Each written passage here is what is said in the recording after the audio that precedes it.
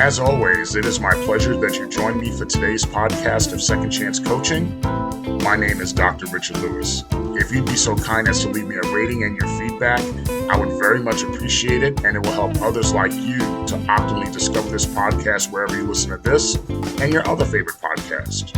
As you know, at Second Chance Coaching, we focus on seeing everyday life through the eyes of the returning citizen and highlighting the resiliency of the human spirit.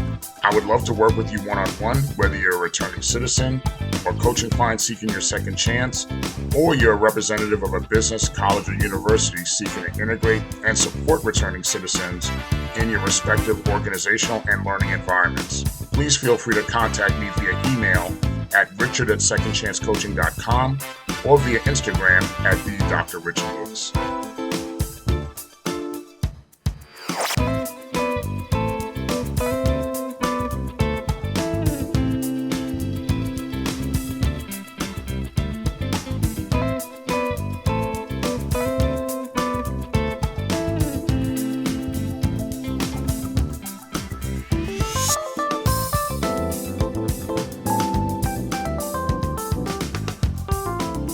Welcome again to another edition of Second Chance Coaching. As always, it is my pleasure to join you on another week of your reentry journey from whichever corner of the world you're listening from. You know, we always remain excited and humbled that you've decided to spend part of your week with us. We are truly, truly excited. Thank you so much. You know, this week, I wanted to speak with you about experiencing burnout along the reentry journey. Burnout is a common term we use and often hear, but let's break down exactly what the definition is. According to goodhousekeeping.com, burnout is a state of emotional, physical, and mental exhaustion caused by excessive and prolonged stress, coupled with inadequate resources to cope. That's a lot. A lot of times, we might voluntarily push ourselves to burnout without knowing it by taking on more projects for a temporary point in time, or we might go through a workout or fitness challenge, and certainly not with the intent of burning ourselves out, but we could find ourselves at the point of burnout. Along the reentry journey, we could also involuntarily push ourselves to burnout. We may work extra shifts at a job. We're trying to ensure that we're meeting the requirements with our probation or parole officer. We want to support family. We're making sure that the kids have gifts for birthdays and holidays. And I've even heard of, and certainly I've gone through it myself, you burn yourself out just to have money available for a night out of takeout food with the family. Sometimes just that little thing you say, oh no, I got to get that because takeout food is not cheap, And oh, yes, one more thing. We can involuntarily burn ourselves out by really trying to keep up appearances with friends and family. When they talk about you try to keep up with the Joneses. But before we talk about stories of burnout and some possible solutions to burnout, let's identify, according to Zapier.com, 10 typical signs that you are experiencing burnout, that we could be experiencing burnout. Number one is fatigue. You feel physically or emotionally exhausted and you just stop exercising. Number two could be insomnia. You have trouble falling asleep or staying asleep and you constantly dream about work or different other distractions. Number three could be addiction. You pick up bad habits like smoking or excessive drinking, or you could gain weight due to overeating. Number four could be loneliness. You feel alone even when you're not. You feel no one understands what you're going through. Number five could be feelings of inadequacy. You feel unqualified for your job. You also might be experiencing what we also know as imposter syndrome. Number six, anger. Inconsequential things infuriate you, really get you upset, such as, like road rage or really having inconsequential arguments with someone. Number seven is cynicism. You have a belief of failing, so you have a hard time convincing yourself to try to start or do anything. Number eight is numbness. You stop celebrating special occasions and you no longer find joy in any accomplishments. Number nine could be illness. You could get the onset of headaches, and even though it may come out of nowhere, you feel like you're having panic or anxiety attacks, or you feel like you're nervous all the time. Number 10 could be a short attention span. There's a struggle to get started on task. You're missing deadlines, or or uncharacteristically, you just procrastinate. There were two instances in my reentry journey in which I witnessed a girlfriend at the time go through burnout. And there was not much I could do for them or really knew how to continually support them through that process. At the very, very beginning of my reentry journey, I dated a young lady who worked in corporate marketing. At the time, she didn't have family that lived near her. She wasn't from the area. She didn't have children. So there was not really anything that, she didn't have any distractions at home. She could really just put her all in at work. And, even though she complained about the difficulties at work and bringing work home, she'd always talk about that. Consequently, she always said yes to every single project. Everything that they said at work, hey, we need someone to do this, we need someone to do that. She would say, yes, I'm on board. I'll do this, I'll do that. She looked at saying yes as a gateway to advancement and getting more opportunities, which really that did happen for her. But she did pay a price for that, ultimately by burning herself out. Even when we had our dating time and we would spend that quality time alone, there was always a distraction for her when it came to work. She always had a problem really truly decompressing and disattaching herself from work at that time when you shouldn't be working or really thinking about working. I felt bad for her because, especially during that downtime, I felt like we truly enjoyed our downtime. Or let me say, I won't say we. I truly enjoyed that downtime because at the beginning of my reentry journey, I was working at a job that did not require a lot of thought or effort outside of work. Like if I did work, I kept work at work. So I really wasn't burnt out at all. At that time, my biggest concerns was making sure I stayed employed, that I was definitely following the conditions of my parole, and I was reconnecting and strengthening family bonds, especially with Julian and Anandi. They were really, really young at the time. You know, Sometimes I really did feel bad watching her being burnt out, so much so that there were times I even pretended that I was busier at work than I really was. So I felt like if I made her feel better by seeing that I was quote unquote busier as well, that the whole misery loving company philosophy would bind us closer. But in hindsight, that was certainly the wrong thing to do. I should have just showed her by my living example that being burnt out really isn't a sign of courage. It's not a sign of honor. And honestly, it's really not something you're supposed to do. So let's fast forward all the way. So we're going to fast forward a lot of years to much later on in my reentry journey. This is about maybe 15 years ago, upon my first 2, 3 months of working at the college I work at now. And I started dating a different woman who would become my girlfriend. And at the time, she worked at another local university here in South Florida. But also, too, she was also working on her doctorate.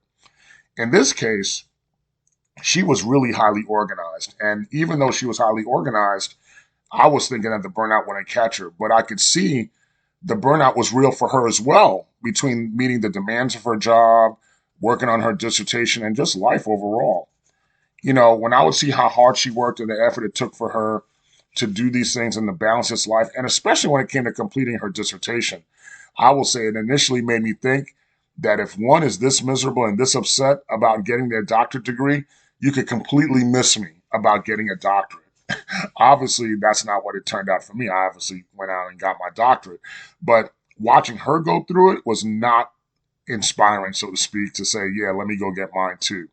But anyway, back to this girlfriend. But even during our dating time, she would bring up work related issues, and I could tell that she was really on the verge of being burnt out if she wasn't there already. As I said, she was dealing with the completion of her dissertation. She was doing all kinds of stuff, dealing with life, whatever. And and when we would talk, and earlier in this podcast, when we talked about signs of burnout, we talked about inconsequential anger being something that's very prevalent. And that was prevalent with her. Even though I would be very intentional and take interest in what was bothering her as a way that I thought to mentally lighten her load or to ask her if there's anything I could do, she would always come or more often than not, she would come and snap back and say she did not want to talk about work or school. And I needed to find something else to talk about. I needed to talk to her about something else other than work or school. I didn't have a problem with that. But 9.9 times out of 10, those subjects about work and school and me having those conversations with her were subjects that she started out. She started out by talking about work and school. So I was, mirroring and playing off what it is that she was saying. But then it was my fault that she got frustrated about talking about work and school. At that point, it certainly left me frustrated once again. I felt like I was reliving this story again because at that stage of my career, my job was not that overwhelming. I wasn't at a place where I needed to take work home with me. Whatever I did at work, I left at work. And when she would sometimes ask me about my job to take her mind off of her job, I could see that she would get frustrated, angry, and even somewhat jealous when she saw that my job was not a job that was overwhelming, or I didn't let it overwhelm me to the point that I was going to get burnt out. The way she saw it was overwhelming her. At this point, I was not going to sit there and pretend I was excessively busy like I did earlier in an earlier relationship, because I felt like, you know what? She won the battle of a crazy busy work schedule. I felt that pretending that I was busy was not going to really work with anything. So, but instead of trying to sit there and continue trying to be a living example, I said, well, rather than pretend to be busy, I would just get busy. Because at the time, I wasn't going to school. I didn't have a part-time job. So at work, I volunteered for numerous committees and task force, which was beneficial for me as it expanded my internal network at work. It increased my skill set. And of course, it also optimized my career opportunities. But ultimately, I felt like if she saw we were going through the same thing, that it would help. But it didn't solve her burnout woes, or it solved how she saw her burnout woes. And, one of the many things ultimately it didn't save our relationship. But despite knowing in my head that burnout or becoming burnt out is not the solution, when I saw these two examples, it did negatively influence me a lot of times to become busier for the sake of being busy, because I started to equate my professional value with how busy I was or how close to becoming burnt out I was becoming. You know, I was able to advance, I was able to do what things well at work, but becoming burnt out and and coming hand in hand with a lot of these advancement opportunities, and once you get to these advancement opportunities and you see what it takes not only to get there but to stay there, it just wasn't what it was all. It wasn't always what it was cracked up to be. It just made me realize that becoming burnt out simply for the sake of being burnt out, or even trying what you would think is your personal greater good, was just simply not worth it. When I started going back to school and getting my second master's in 2012, I certainly wasn't burnt out because I was able to keep everything balanced. I said, well, let me make sure I put time for this, time for this, time for that, really compartmentalize what it is that I was doing. I should have done that in undergrad, but I did that in my second go around in grad school. And I did the same thing even when I started my doctorate program. But I will say that sometimes involuntarily being burnt out could be appealing or be attractive when you're utilizing it as a distraction. I did use my doctoral program as a way to try to burn myself out, to keep myself busy, because I used it as a distraction to partially cope with Nnamdi's death. And even after my doctoral program, I would sometimes use being busy, even becoming artificially busy, looking for ways to become busy as a coping method when my mother passed away. Now, today, I definitely keep myself busy, but I really try to pay attention to not becoming burnt out. And and although that's a daily process, you want to make sure that you're always paying attention, not being burnt out. So, a lot of times I'm successful, sometimes I'm not. But there are definitely steps in which you could take, we could take, I could take to prevent ourselves from getting burnt out and ultimately overcome it. I was reading an article in Psychology Today, and it really shared 8 ways to overcome being burnt out, particularly when it came to work. And let me share those 8 ways with you. And they are as follows. Number one, become more selfish. It is okay to sometimes reclaim your time and say no. You don't have to say yes to every project or to every work request. Number two, compare your regular task with your job description. Is what you are doing related to your job description, the job you're actually being paid to do? Now, it doesn't say that you have to rebel and say, that's not in my job description. No, it just says, are you busy? Are you utilizing your busy tasks to get to the objectives that you need to meet? Is what you're doing really related to your job? Number three, establish new workplace relationships. And I say that by surrounding yourself with coworkers and colleagues who are looking to make positive strides in their work lives, who are looking to not be burnt out. So you could build a circle or a community in which you're supporting each other. Number four, go off the grid. When you start to feel emotionally, mentally, and physically drained, that's a good time to take some time off and recharge your batteries. I always am one, including when it comes to the cell phone. I use the airplane mode all the time because I could still listen to my music and do what I want and know that I won't be interrupted. Definitely, it's okay to go off the grid. Number five, meditate. Pray and meditate. There's a worthwhile activity, even if you just do it for just 5 to 10 minutes per day. It is worth it. I could tell you to do it and you could see the results rather than tell you about it. Number six, do something meaningful and interesting. Identify the most fulfilling elements of your job and try to dedicate more time to doing those tasks. In addition, make sure that you give ample time to your passion projects. Give that ample time to those passion projects every day or even once a week, however much time you give it. Give it ample time because you'll see it'll make the difference. Number seven, keep your to-do list minimal. Only do what's necessary. Don't pile on your to-do list for the sake of piling on your to-do list. Don't give yourself endless things to do. Don't make yourself artificially busy. And number eight, change your scenery, shock your system, change things up. Maybe it's in your routine. Maybe it's in the decor in your office. Listen to a new music station while you're working. Do something to change the scenery, change the dynamic. Remember, that burnout is nasty. It could really sneak up on you when you least suspect it. So stay aware. All of us are busy. All of us are juggling so many different things. So stay aware that burnout doesn't catch up to you, that it doesn't sneak up on you. Make sure you're continuing to exercise the self-care.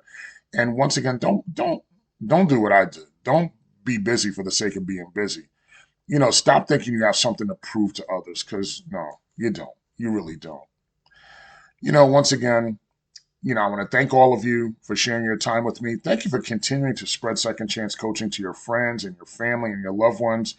I truly hope we're doing something that is positively touching your lives. And let me say thank you once again, because you are indeed positively impacting my life. Thank you, thank you, thank you. Thank you again for joining us, and I look forward to spending some time with you again next week.